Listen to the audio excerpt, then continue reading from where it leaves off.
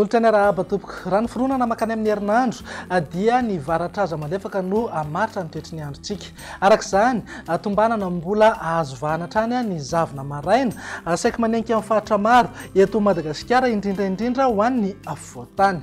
Ny orana malefaka any amin'ny manodidina morontsiraka Ambatsoa sy Analanjorofiny ihany koa dia ho hita taratreny foana.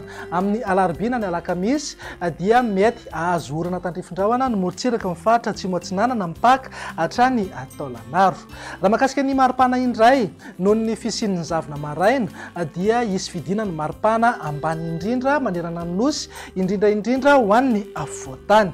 Maripana ambony indrindra kosa dia tsy dia misy fiovana misongadina aloha fa afana foana rehefa atoandro. Amin'ny toetry ny andro amin'ny rampitsy maraina raha jerena amin'ny antsipriany dia mety ahazo orana malefaka any Antalasy ny morontsiraka ny faritra Ambatsoa.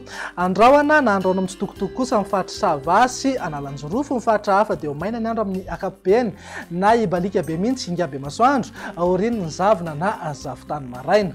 Raha ny tolakandro kosa indray dia andrahoana na andrahoana mitsitokotoko aloha ny any amin'ny faritra Sava, Ambatsoa ary Analanjorofo. Ny faritra hafa kosa dia ibalika be mihitsy hinga be masoandro.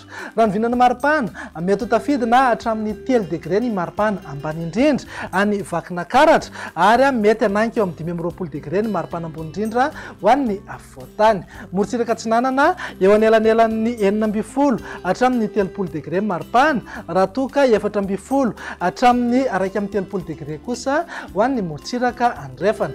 Mananika eo amin'ny 5 degré maripana ambony indrindra ny amin'ny faritra Betsiboka ary manodidina Mampikony sy Antsohiana.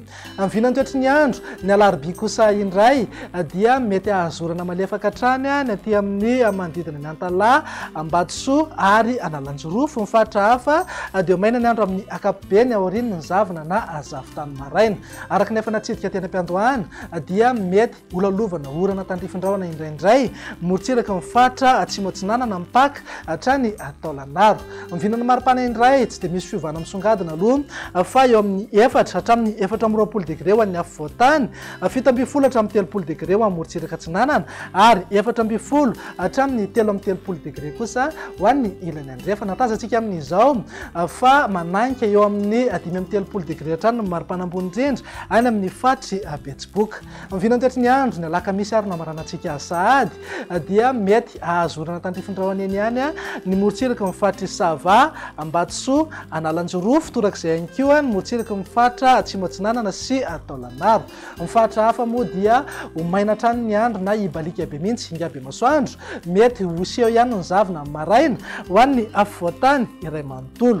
Raha mahakasika ny maripana indray dia manodidina eo amin'ny 5 hatramin'ny 13 degré ho an'ny faritra anatiny, 17 hatramin'ny 30 degré morontsiraka Atsinanana ary eo amin'ny 15 hatramin'ny 12 degré kosa ho an'ny morontsiraka andrefana. 4 na 30 degré eo foana amin'ny maripana ambony indrindra any amin'ny faritra Betsiboka, torak'izay ihany koa manodidina ny Mampikony sy Antsohiana. Dia izay indray vinany toetry ny andro ato anatin'ny 3 andro avy manome fotoananao ho manaraka indray veloma tompoko.